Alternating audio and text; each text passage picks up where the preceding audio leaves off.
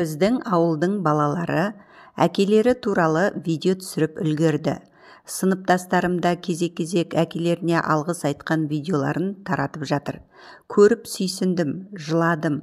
Мен әкемді есіктен осылай күтіп ала алмайтыным, бұл өлеңді айта алмайтыным өкінішті.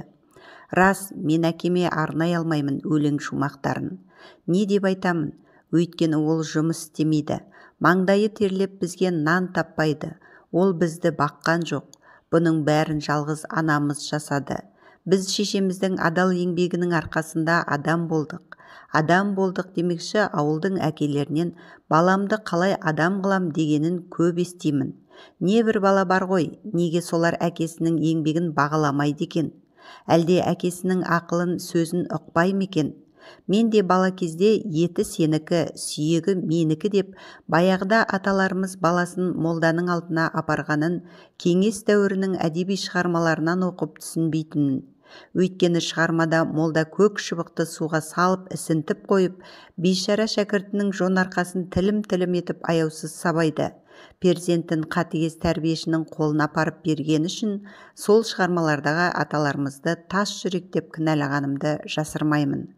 Ал бүгін байыптап қарасам, сол әкелер баласының болашағын ойлаған екен ғой. Бұны мен әкемді дәрігерге, психологқа, тіпті молдаға да сүйрелеп апарғанда түсіндім.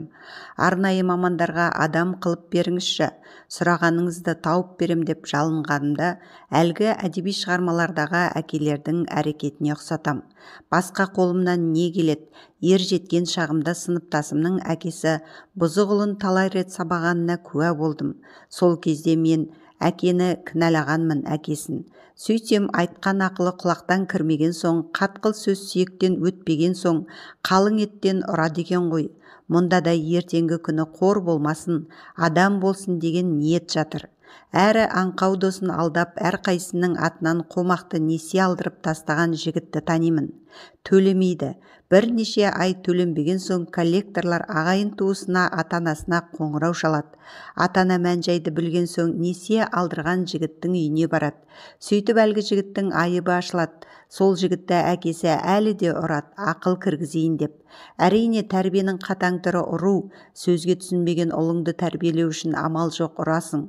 Бірақ әкені ше, оны қалай тәрбиелеу керек? Айтқанға түсінбесе, баланы сабарсың. Ал әкені ұра алмайсың.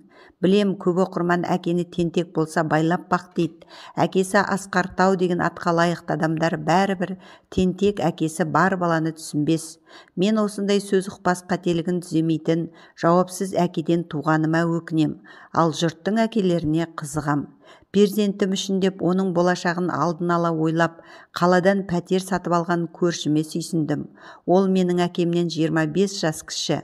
Бір тиын артық тапса балаларының біліміне құяды. Сол көршінің қазір 2 баласы қалада студент. Пәтер іздеп сандалмады. 6 жылда бала боп бір бөлмеге тығылмады, қиналмады. Өйткені әкесі пәтер сатып алып қойған. Міне осындай әкелерге мың алғыс деуге болады. Бір ағайын көкеміз бар, өзі де әйелі де мектептен соң оқымаған. Бірақ 6 баласында кішкентайынан түрлі үйірмелерге, қосымша сабақтарға беріп сүйрелеп жүр.